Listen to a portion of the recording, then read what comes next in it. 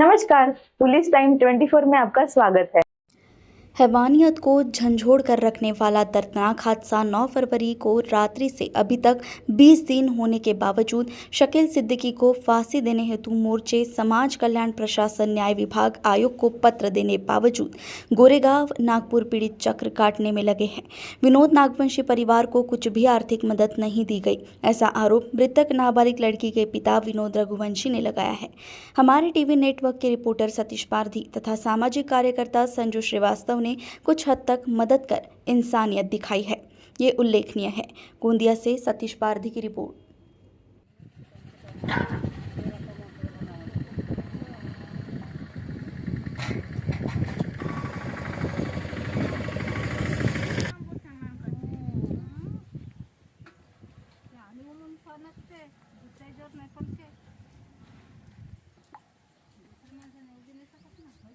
फांसी दो, फांसी दो, फांसी दो, फांसी दो, पूर्णिमा के हत्यारों को फांसी दो, फांसी दो, महिलाओं पे अत्याचार बंद करो, बंद करो, महिलाओं पे अत्याचार बंद करो, बंद करो। नारी के सम्मान में हम सब मैदान में, बहुजन एकता जिंदाबाद, बहुजन एकता जिंदाबाद, नारी शक्ति जिंदाबाद, नारी शक्ति जिंदाबाद, पूर्णिमा के हत्यारों को फांसी दो, फांसी दो, पूर्णिमा के हत्यारों को फांसी दो, फांसी दो, पूर्णिमा के पोरगा मोठा तिच्या पाठची होती. काय नाव होता पोरीच्या?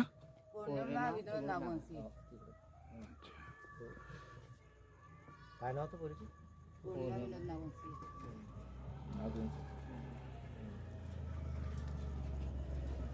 ते वडील आहेत, आई आहे. हो दे रे.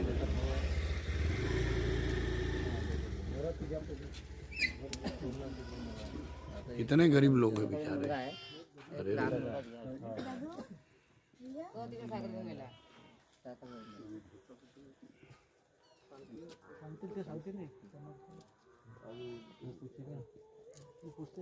हाँ हाँ विचारा तुम्ही या.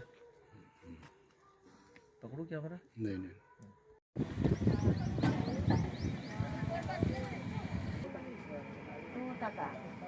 ठीक आहे. याच्यामध्ये मांडण्याचे आहे हे मांडा. आणि तो हार आहे, काय नाव होतं पोरीचं? पौर्णिमा नागवंशी. पौर्णिमा दिवंगत. पाहता पाहता किती दिवस झाले आज? तर ती काय झाली? दिवंगत झाली. आणि नागवंशी होती नाही का? आणि पाहता पाहता ते दिवंगत झाले. तर आपण नंतर मेणबत्ती का लावलं? आता का पौर्णिमा नागवंशी यांच्या छायाचित्राला माल्य अर्पण करते. दिवंगत पौर्णिमा हो या कोणत्याही कुठली तलावर असतील, या कुठं हवे पाण्यात असतील, या कुठं जन्म घेतला असतील, तर याला चांगला मार्ग. इस परिवार की लड़की जो नाबालिग थी, उसका भ्रूण भी आया था.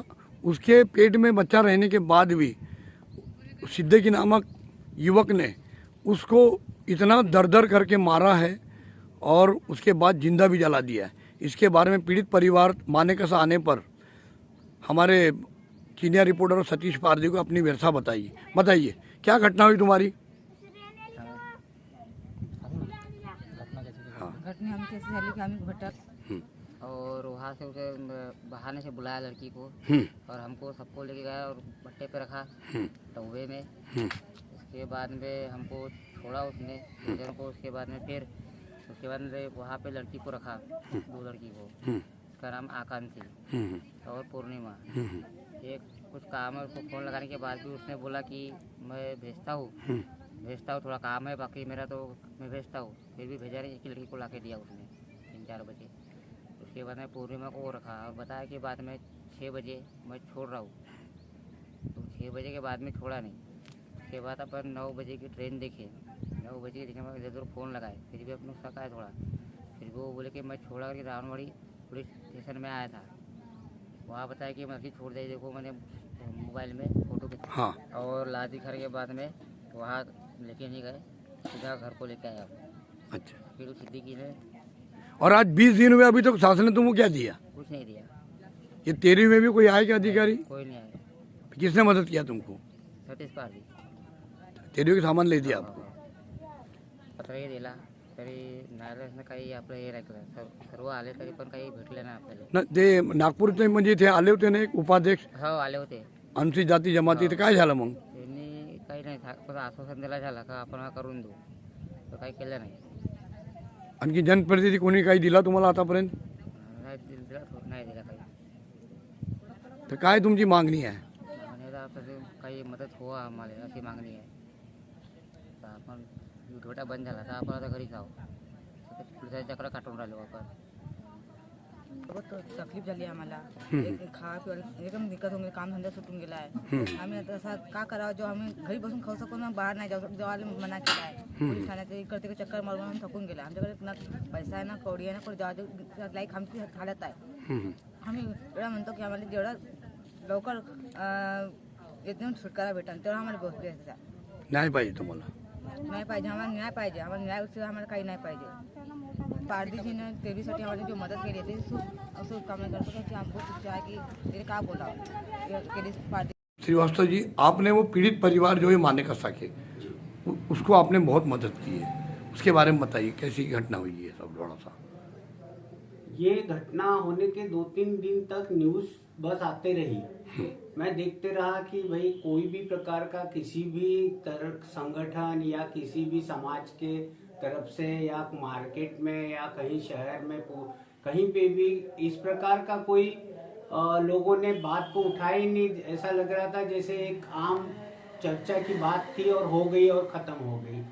जब मैंने न्यूज़ को ध्यान से पढ़ा तब मुझे दिखा कि एक 38 साल का युवक, शादीशुदा युवक, एक बेटी का पिता, एक छोटी नाबालिग 16-17 साल की बच्ची के साथ यौन संबंध बनाता है, 7 महीने का प्रेग्नेंट कर देता है उसको, और उसके बावजूद भी एक सोची समझी साजिश के जैसा केस लग रहा है.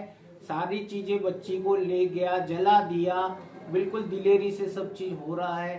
प्रशासन जितना इतना बड़ा बातें होती है लड़कियों को सुरक्षा की, लेकिन मैं देख के दंग रह गया. फिर मैंने इस बात को उठाने का निर्णय लिया और फिर उसके बाद में सकल समाज की मीटिंग हमने लिया. सकल समाज की तरफ से मैंने बोला कि हम तो इतनी लड़ाई लड़ते ही है, एक दलित बच्ची की लड़ाई भी हम ही लड़ते हैं, अगर कोई आगे नहीं आया तो क्या बच्ची को न्याय नहीं मिलेगा.